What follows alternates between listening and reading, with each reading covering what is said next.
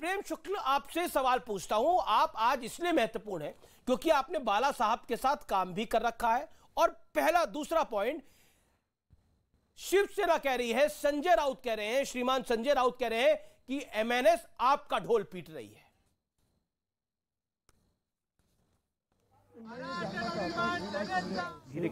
कि 8 अक्टूबर 1994 को पहली बार शिवाजी पार्क में विजयादशमी की रैली में श्रीमंत बाला साहब ठाकरे ने लाउड स्पीकर से अजान का मुद्दा उठाया था। तो क्या वह भारतीय जनता पार्टी के भोंपू थे? तब श्रीमान बाला साहब ठाकरे की पार्टी वो भारतीय जनता पार्टी की गठबंधन की हिस्सा हुआ करती थी। मन से तो कभी जो है भारतीय जनता पार्टी के गठबंधन का अंग नहीं रहा है। और 1994 से लेकर 2019 तक श्रीमान उद्धव ठाकरे श्रीमान बाला साहब ठाकरे की नीतियों का अनुसरण करते थे। फरवरी 1993 में सड़क पर जो नमाज होती है, उस नमाज के विरोध में शिवसेना ने दादर में महाआरती का आयोजन किया था। उस महाआरती में स्वयं श्रीमान उद्धव ठाकरे शामिल हुए थे। तब क्या श्रीमान उद्धव ठाकरे भारतीय जनता पार्टी की कठपुतली बनकर वहां ढोल मजीरा बजाने गए हुए थे क्या? और तब से लेकर अब तक जो है उनकी नीतियों में परिवर्तन क्यों हुआ? क्या ये बाला साहब ठाकरे की शिवसेना है, या श्रीमती सोनिया गांधी की शिवसेना है, या श्रीमान शरद पवार की शिवसेना है? यह स्पष्ट कर दें। आपने ये अजान का मुद्दा सबसे पहले राजनीतिक मुद्दा ये शिवसेना ने उठाया है। सड़क पर नमाज का मुद्दा सबसे पहले ये शिवसेना ने उठाया है। ये भारतीय जनता पार्टी का मुद्दा नहीं था। भारतीय जनता पार्टी यह कहती है भाई सर्वोच्च न्यायालय का जो 2005 का निर्णय है उसका शब्दशः अनुपालन होना चाहिए। सर्वोच्च न्यायालय के निर्णय के अनुपालन का समर्थन करना गलत कहां से है? एक सवाल जो कि मेरे मन में बार बार आ रहा है, जिस पर मैंने आज विश्लेषण भी करा। कानून और कायदा क्या कहता है हम सबको पता है, लेकिन क्या लाउड आजान का जवाब जय हनुमान है? ये नैरेटिव क्यों बिल्ड करना चाहती है?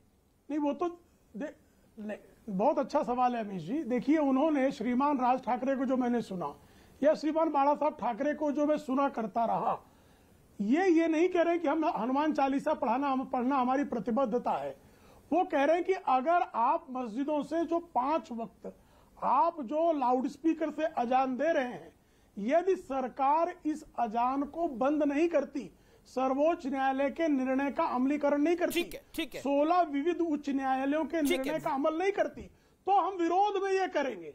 वारिस पठान, ये जो महाराष्ट्र मुंबई में बीते कुछ दिनों से हो रहा है, इस पर एक एमएलए और एक मेंबर ऑफ पार्लियामेंट को अरेस्ट भी कर लिया गया। उसके बाद ये मुद्दा अभी थम नहीं रहा है। क्या आपको लगता है कि लाउड अजान का जवाब जय हनुमान है, जैसा राज ठाकरे कह रहे हैं?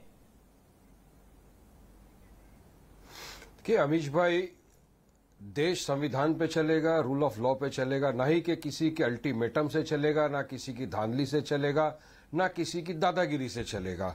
आप खड़े होकर बोल दोगे कि नहीं ऐसा नहीं हुआ तो ये कर देंगे, तो सरकार है, प्रशासन है, उनको इसका संज्ञान लेना चाहिए और पूरी तरह से सख्त कार्रवाई करनी चाहिए। नहीं कि एक छोटा सा कलम लगा देंगे, उस सुबह में बेल हो जाएगा। वही कर रहा है जिसका आप नाम ले रहे हो। क्यों ग्लोरीफाई करना हो? तो खुद चाहते कि ऐसी हरकत करके अपने आप को चमकाए सियासत के अंदर। तो नाम लेने से क्या मकसद हासिल होने वाला है? सबको पता है, आपको मुझको पता है कि बीजेपी किसको सपोर्ट कर रही है महाराष्ट्र के अंदर, ताकि वो कम्युनल फ्लेयर अप पैदा कर दे, जिस तरह देश के 6-7 राज्यों के अंदर हो रहा है। अब बात नंबर 2, उन्होंने कहा कि रिलीजियस इशू नहीं है, सोशल कॉज है। अगर सोशल कॉज की आपको इतनी फिक्र है तो अमीश भाई मैं बताना चाहूंगा, आज देश में सबसे बड़ा मुद्दा क्या है? बढ़ती हुई महंगाई, पेट्रोल डीजल गैस के भाव आसमान छू रहे। दूसरा मुद्दा है बेरोजगारी, लोगों के पास रोजगार नहीं है, युवा बेरोजगार घूम रहा है। तीसरा कोयला नहीं है। आज की तारीख में महाराष्ट्र में कितनी जगहों पे लाइट जाती है आपको पता है? 7-7, 8-8 घंटे लाइट नहीं होती। अगर आपको सोशल कॉज की इतनी फिक्र थी तो आप ये बोलते ना, आप धमकाते नहीं। और आप वहां पे क्या खड़े रह के बोल रहे हो? एक बार हो जाने दो। क्या हो जाने दो अमीश भाई? क्या आप मैं देश नहीं समझ रहे? अगर ऐसे अल्फाज, ऐसी भाषा का उपयोग वारिस पठान किया होता तो अब तक अमीश देवगन अपने शो में चला देता, वारिस पठान ने हिंदुओं के खिलाफ बोल दिया, एंटी नेशनल है, उसको पाकिस्तान भेज दिया जाए। मगर वहां की सरकार क्या कर रही है? महाविकास आघाड़ी की। आपको लग रहा है कि राज ठाकरे की जंग अगर हिंदुओं की फेवर में बोल रहे हैं तो वो संविधान का उल्लंघन है? हिंदुओं की फेवर में बोलना संविधान का उल्लंघन है। में बोल रहे हैं, किसकी तरफ से बोल रहे हैं, ये आप हमको सबको पता है। किसकी तरफ आप बोलिए ना, नहीं मुझे समझ में नहीं आ रहा किसकी तरफ से बोल रहे हैं। राज ठाकरे तो अपनी तरफ से बोलेंगे ना।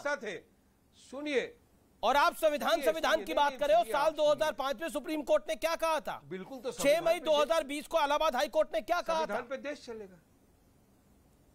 सुनिए, वो तो सबरीमाला के बारे में भी सुप्रीम कोर्ट ने कहा था, और इन लोगों ने कितना नहीं, तो आपको लगता है कि लाउड आजान बजाना मौलिक अधिकार है? नहीं, सुनिए अमीश तो भाई, बताइए ना। लाउड स्पीकर कब से बज रहा है? लाउड हनुमान जोशी की सरकार थी जब भी महाराष्ट्र राज्य में। वारिस जी इंपॉर्टेंट पॉइंट सुनेंगे तो मजा आएगी, दर्शकों को पता होना चाहिए। ठीक है, मैं मजे के लिए नहीं, मैं सुनने के लिए सुन लेता हूं। क्या बात हो रही है डिबेट में, सुनिए, दर्शकों को भी सुनना चाहिए।